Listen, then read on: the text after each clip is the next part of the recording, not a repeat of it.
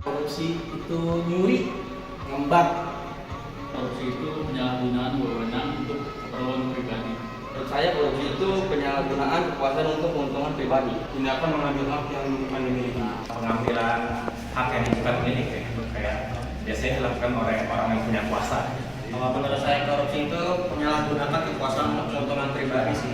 Menurut saya, korupsi itu menyalahgunakan kekuasaan atau jabatan untuk keuntungan pribadi, biasa dalam bentuk uang, fasilitas, transportasi, ataupun keputusan yang menguntungkan segelintir orang tapi merugikan banyak orang sepihak. Korupsi bagi saya merupakan tindakan penyalahgunaan kekuasaan untuk kepentingan pribadi, tetapi banyak merugikan orang lain.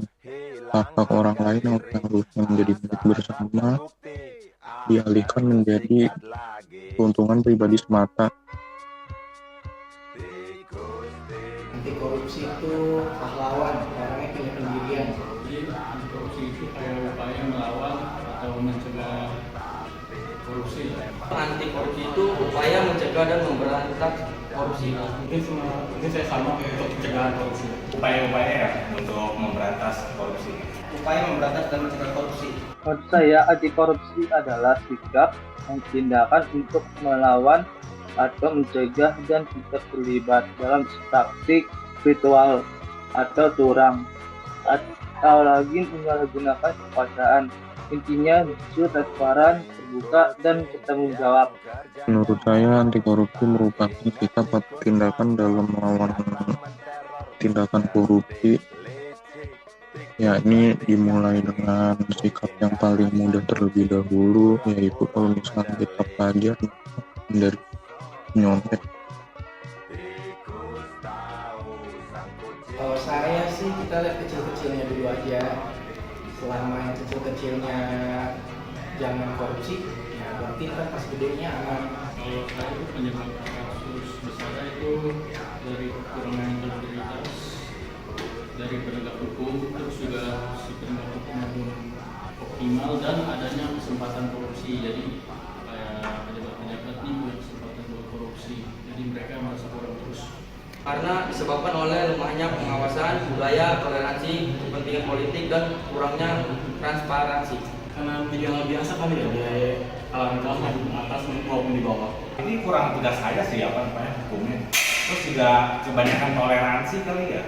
Terus jadinya ini walaupun udah ngelakuin yang salah terus aja gitu loh. Secara panjang, lemahnya hukum, kurang transparansi, budaya koordinasi, dan ketidaksetaraan. Karena sistem pengawasan yang belum maksimal atau budaya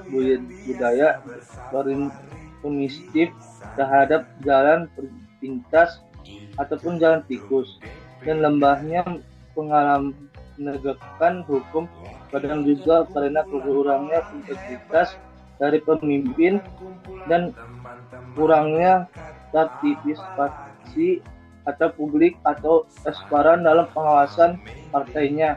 Menurut saya, tindakan korupsi masih banyak di Indonesia karena peraturan perundang-undangan masih kurang terkait korupsi yang dapat menyebabkan jerahnya pelaku, sehingga pelaku tersebut dapat terulang kembali. Menghapus budaya korupsi, ya itu lagi, balik lagi ke yang tadi yang saya bilang kecil-kecil itu. Kayak misalkan kalau kita mahasiswa, sebisa mungkin jangan nyontek, itu harus dibiasain. Kalau dari saya, dari pendidikannya diurusin lagi, terus banyak pembelajaran tentang korupsi, kasih tahu buruknya korupsi itu gimana untuk mencegah di kedepannya, dan juga dari penegakan hukumnya lebih adil lagi dan lebih transparan. Edukasi, penegakan hukum, tegas, transparansi, dan membangun integrasi. Untuk memajukan anak-anak bangsa dengan upaya mempelajari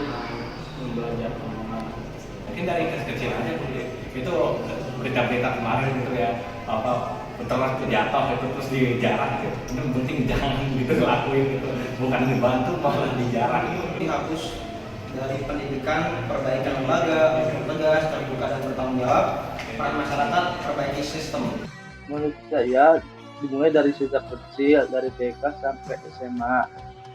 dari pendidikan SD sampai pendidikan kuliah, hingga sejak dini membiasakan transparansi dan terbuka, memperbaiki diri, sistem, birokrasi, dan pastinya menegakkan hukum yang tegas tanpa pandang bulu dan budaya. Menurut saya dapat dicegah dengan membiasakan sikap jujur terutama dari kecil sehingga akan terbiasa sampai nanti dan tidak menentengkan apa yang tidak seharusnya.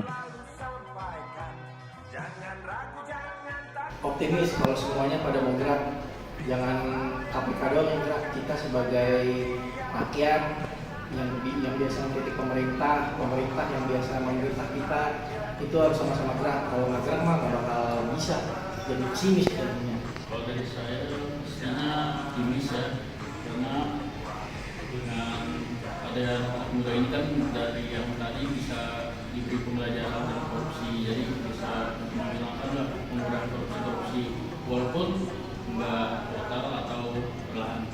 Ya, semoga aja ada harapan, tetapi menghilangkan korupsi sepenuhnya adalah tantangan besar bagi kita. Mungkin kalau untuk menghilangkan itu mungkin agak susah ya, tapi mungkin bisa dicoba. Cukup optimis kalau saya. Kalau saya ada UUD untuk pemberantasan aset yang kemarin itu, ya mungkin kalau bisa diterapkan secepat mungkin bisa mengatasi korupsi. Sulit, tapi pengurangan signifikan mungkin dengan usaha terus menerus aja sih. Sama kayak yang tadi bilang, ya dari itu penghapusan perampasan aset aja sih. Saya belum tentu bisa, tapi butuh komitmen kuat dari pemerintah, masyarakat, partai-partai, dan pemerintahan, terutama generasi muda, generasi tua, dan sangat tua. Kalau semua ikut ambil bagian, Indonesia yang bersih dan jujur dan amanah itu bukan mimpi. Saya berpikir optimis terhadap pencegahan tindakan korupsi di Indonesia karena mulai banyak undang-undangan yang mulai dirubah, mulai dari RUU Perampasan Aset. Kalau aja itu bisa terwujud, pasti akan terjadi peningkatan terus terhadap tindakan anti korupsi di Indonesia.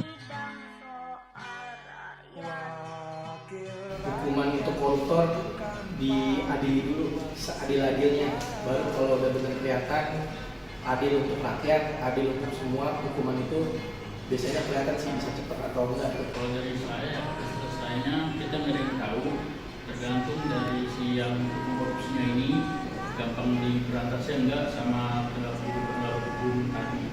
Nah terus mungkin waktunya bakal lama, tapi pelan-pelan masih bisa. Sulit diprediksi ya, semoga cepat kelar aja lah biar tidak ada korupsi di negara ini. Mungkin bisa untuk 2045 di generasi emas Indonesia Mas ada UUD untuk perampasan aset. Walaupun udah ada, tapi rasanya tetap aja gitu kurang tegas gitu untuk dijalankan. Jadi mungkin nggak dalam waktu dekat lah, tapi yakin itu bisa. Prosesnya panjang, tergantung banyak hal sih. Sulit diprediksi waktunya.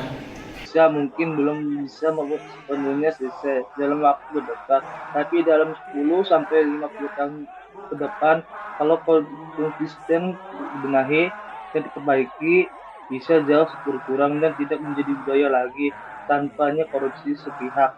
Menurut saya dapat terjadi dalam iringan waktu puluhan tahun ke depan, beriringan dengan mulai berkembang urusan korupsi dan juga restrukturisasi dari lembaga-lembaga yang lebih aman dari tindakan korupsi itu sendiri. Bisa.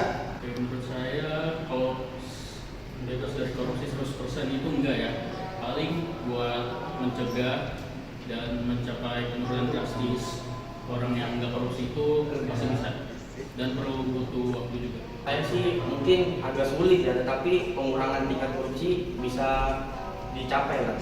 Mungkin bisa karena di saat anak bangsa sudah lebih besar dari kekuasaan. Tentu bisa lah ya. Tadi seperti jawaban yang sebelumnya itu ada perampasan aset gitu kan, tinggal dijalankan aja gitu tegas-tegasnya gitu korupsi biar ada efek jerahnya gitu. Potensinya ada jika ada perubahan besar dan usaha berkelanjutan aja sih. Itu bisa, tapi butuh komitmen kuat, jujur, dan tegas dari pemerintah, masyarakat, partai-partai, dan generasi muda dan generasi tua. Kalau semua ikut ambil bagian, Indonesia yang bersih itu bukan mimpi tapi wujud nyata. Bisa saja, menurut saya bisa saja Indonesia terbebas dari korupsi asal rakyat dari masyarakat dari Indonesia mempunyai pikiran yang sama, yakni dari generasi mudanya untuk mencegah korupsi dan mulai terhadap tindakan korupsi yang sedang menjadi saat ini, sehingga akan membuahkan hasil di masa depan. Paling contoh sih yang konkret ya, kalau saya pulang dari kampus, kalau bayar parkir ya 2.000, jangan 1.000, kasihan abang-abangnya. Itu salah satu bentuk contoh anti korupsi sih. Kan banyak nih dari kita mungkin yang punya kelebihan di akademik bisa disogok lah buat menghidupin tugas. Nah, itu nggak mau. Karena kalau kita ngelakuin itu bakal kejadian lah, nanti di kemudian hari di korupsi. Ya, kita harus menjaga integritas, menyebarkan kesadaran, melaporkan korupsi dan berpartisipasi dalam gerakan anti korupsi. Mungkin dengan keadaan sehari-hari itu bisa jadi gerakan anti korupsi. Mungkin dari yang kecil aja, saya masih mahasiswa, mungkin jangan nyontek gitu ya. Memberikan informasi dan analisis tentang korupsi sih. Menurut saya dari diri sendiri, jangan nyontek, nggak suap, berani jujur, tegas, walaupun sulit tantangan, dan juga ikut menyalakan kebebasan tanpa sepihak, edukasi orang sekitar, dan tidak mengadu dombakan dari kebebasannya sendiri, dan kalau bisa aktif di gerakan sosial ataupun komunitas anti korupsi dan entitas sendiri. Saya dari upaya yang saya lakukan, saya sering kali berusaha untuk jujur, saya